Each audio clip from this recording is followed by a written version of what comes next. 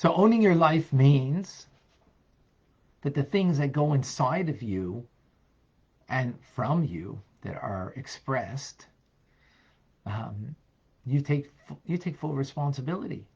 No matter what another person does, not to shoot from the hip in response, but to ponder it and to, think the right thing, say the right thing as a result, and do what's appropriate.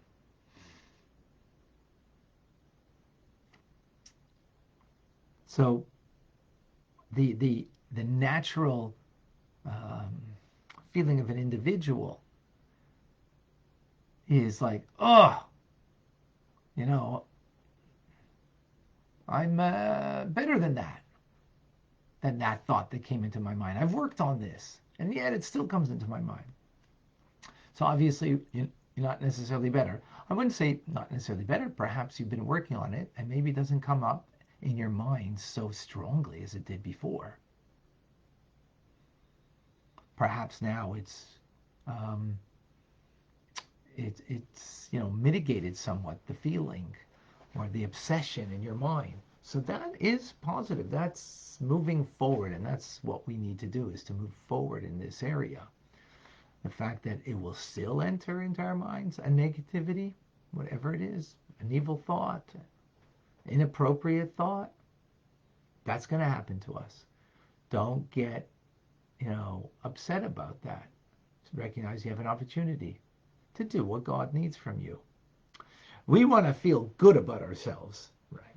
So feeling good about ourselves is not having negative thoughts. So when the negative thoughts I don't feel good about me now. That's the problem, is we're making it about us. That's self-absorption. Don't make it about you. Make it about what you're needed for. What God needs from you now is just push it away. That negative thought. So there's two types of self-absorption. There's a self-absorption of the person who doesn't own their life. And therefore, when something negative happens to them, they respond thinking and maybe even spewing out negative things. So they think negativity, right? They're a victim. You're not a victim to what happened. Again, we're not talking about, whatever, Nazism, we're talking about human relationships with loved ones.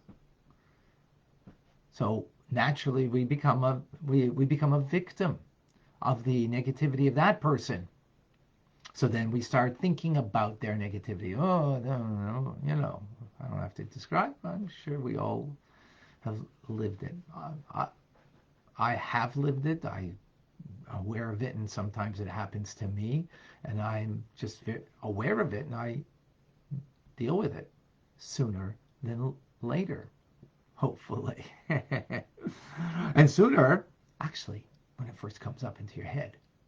That's as soon as possible. That's what the vanity ultimately does. But sometimes it's in our heads and everything, and then you just get your act together, stop being a victim, because thinking that negativity is victimhood. So that's off the charts, victimhood.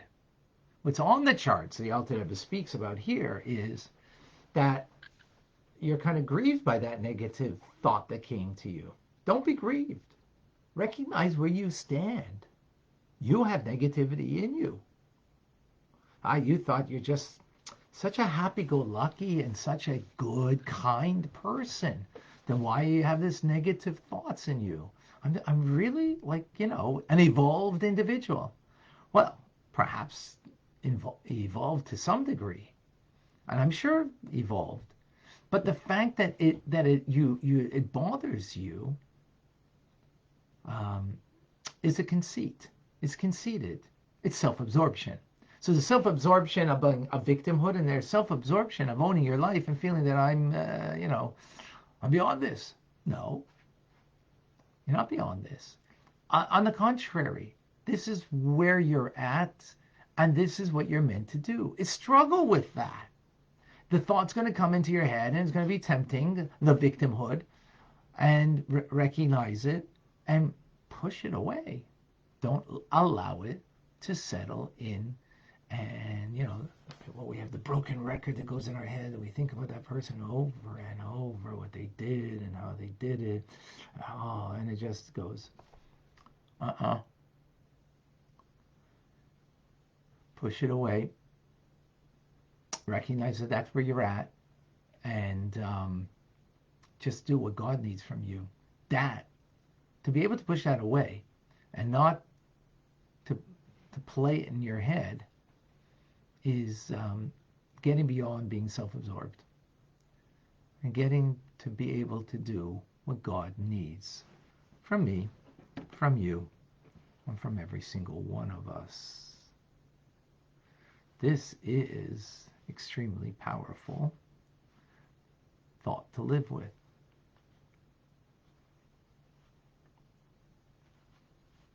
Oops.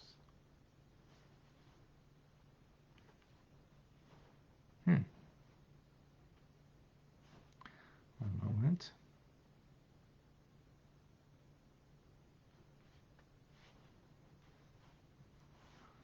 Okay.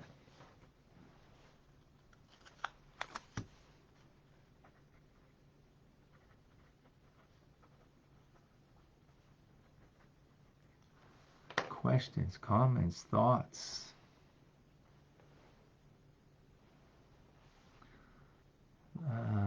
Let's see, we have some questions here on Facebook. 2 question marks before you ask a question, please.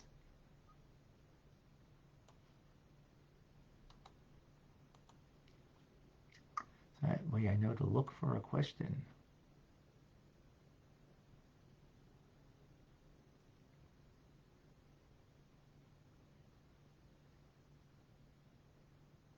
Jane. The simplest way to revert to negative thoughts is as someone who is abused at a very young age. Yeah. You want to own your life? Don't be a victim, even of abuse. That doesn't mean the abuser, needs to be dealt with. I'm talking about a headspace. Where are you at in your life? That's the point that I'm making. I hope that's clear. That doesn't mean the abuser needs to be dealt with. It needs to be dealt with, fine. How? It's a different issue right now, not about the discussion. But when you're an adult, that's an excuse called victimhood, that because this happened to me, so what? Okay. So own your life. That means you have to act, speak, and even think in ways that are inappropriate, no. Doesn't matter what your mother or father did to you if you're an adult. Own your life. Now, that doesn't mean you got to work through things, but here's the first entry point. If it's inappropriate, if it's wrong, then just push it away. Don't give it space. Susanna, what about dealing with abuse or anti-Semitism? What? You got to ponder anti-Semitism? Whoopee! You got to think about her? Don't think about her. What's she got to do with anything? Her problem? You want to straighten out her problem, but to give her the time and space in your head because you are, well, it doesn't make sense. Where are we going with that? Well, how's that owning your life? How's that being responsible for your thoughts? You're enraged. Well, you're enraged. But that there's people who are, who are childish, who don't understand, who are whatever. I mean, okay.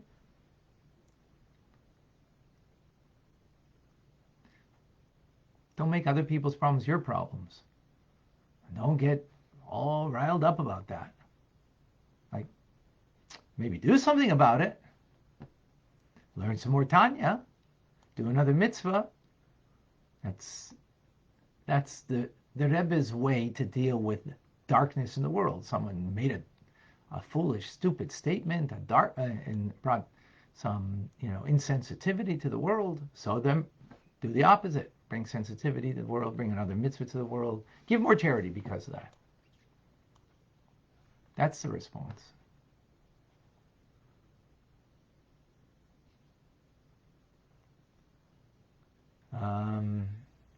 More on that to come. Seems harder to push away negativity from a loved one than a stranger. Absolutely, Davida. How do we deal with the negativity of a loved one without feeling like a victim? Excellent. Thank you, Davida. When you know that it's wrong, and if we are going to remain victims, that means we are self-absorbed people. We're not serving God. We're self-serving. We are being extremely self-serving. It suits us. We like to sit in that negativity because it just makes me feel better than the other. Oh, they are. It makes me feel bigger than them, greater than them. But you're not, if that's the way.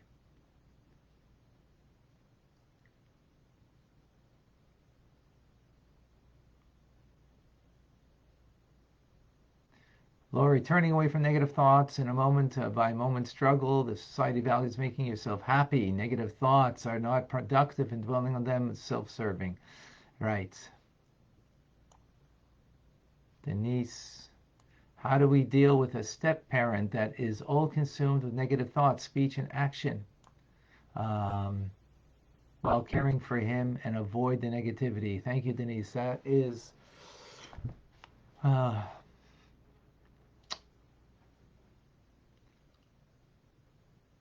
in general, is very simple. Someone else's problems don't make them your problems. Now, you got to be really secure in yourself, strong in yourself, that you could be around negativity and then you could respond with positivity. That's a chassid. That's what we're trying to achieve. That we could even be around negativity and we respond with positivity.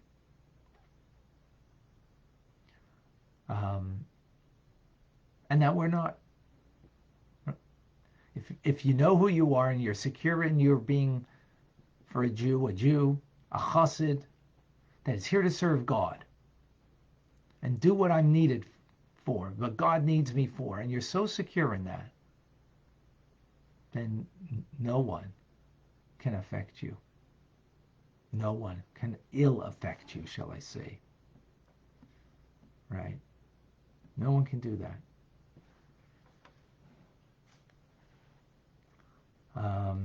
That's a strong statement, and I mean it.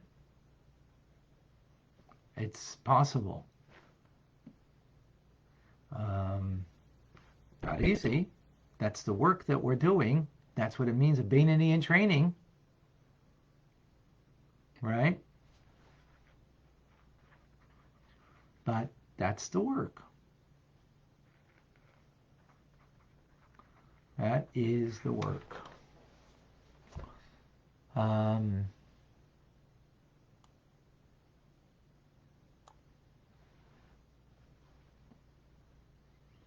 Okay, Michael, please share with us, and then Stephen, please share with us.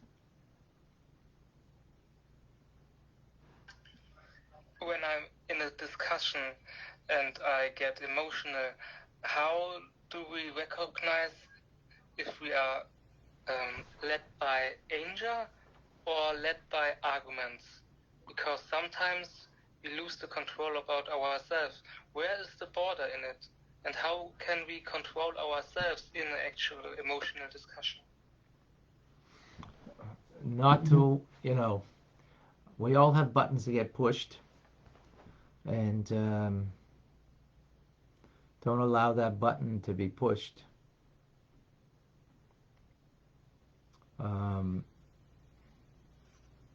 Don't allow the button to be pushed. How do you do that? Again, I repeat what I just said. When you have a very strong sense of who you are, and it's not dependent on anybody else. You're a Jew is not dependent on anybody else. A servant of God is not dependent on anybody else. So no one else can take that away from me. So I could serve at any time, even at a time when, you know, it may not be so pretty, you know, may be kind of negative. I could still.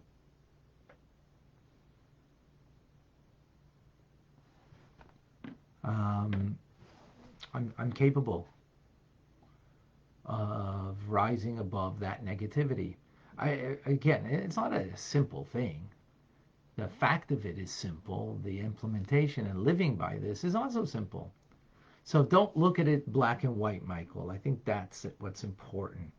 Look at it as shades of gray, and that, you know, we are improving and getting better. Okay? Folks, I didn't realize the time, but I would love to continue the conversation, but I do have another class to teach in 1 minute, or right now, actually.